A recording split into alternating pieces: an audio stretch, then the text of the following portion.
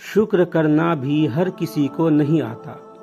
ایک مشہور مصنف نے اپنے مطالعے کے کمرے میں قلم اٹھایا اور ایک کاغذ پر لکھا، پچھلے سال میں میرا آپریشن ہوا اور پت نکال دیا گیا۔ بڑھاپے میں ہونے والے اس آپریشن کی وجہ سے مجھے کئی ہفتے تک بستر کا ہو کر رہنا پڑا۔ اسی سال میں میری عمر 60 سال ہوئی اور مجھے اپنی پسندیدہ اور اہم ترین ملازمت سے سبکدوش ہونا پڑا۔ میں نے نشر و اشاعت کے اس ادارے میں اپنی زندگی کے 30 قیمتی سال گزارے تھے۔ اسی سال ہی مجھے اپنے والد صاحب کی وفات کا صدمہ اٹھانا پڑا۔ اسی سال میں ہی میرا بیٹا اپنے میڈیکل کے امتحان میں فیل ہو گیا، وجہ اس کی کار کا حادثہ تھا جس میں زخمی ہو کر کئی ماہ تک پلاسٹر کرا کر گھر میں رہنا پڑا۔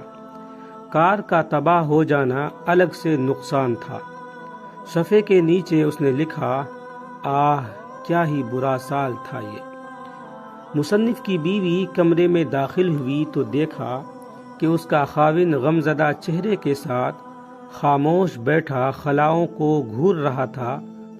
اس نے خاوند کے پشت کے پیچھے کھڑے کھڑے ہی کاغذ پر یہ سب کچھ لکھا دیکھ لیا۔ خاوند کو اس کے حال پر چھوڑ کر خاموشی سے باہر نکل گئی۔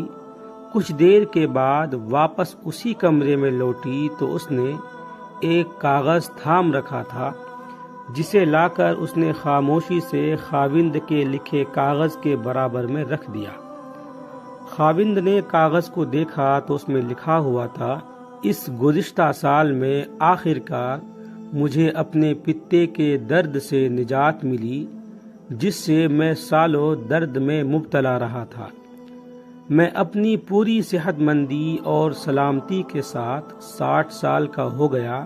سالوں سے ریاضت کے بعد مجھے اپنی ملازمت سے ریٹائرمنٹ ملی ہے تو میں مکمل یکسوئی اور راحت کے ساتھ اپنے وقت کو کچھ بہتر لکھنے کے لیے استعمال کر سکوں گا۔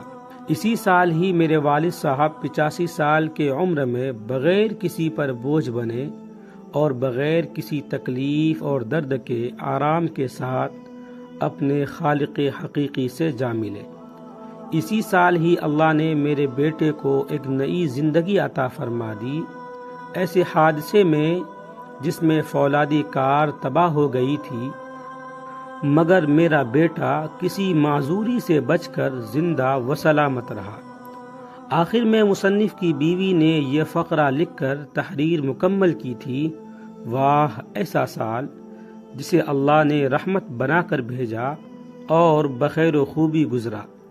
اللہ تعالیٰ قرآن میں فرماتا ہے، اور بے شک تیرا رب تو لوگوں پر فضل کرتا ہے لیکن ان میں سے اکثر شکر نہیں کرتے۔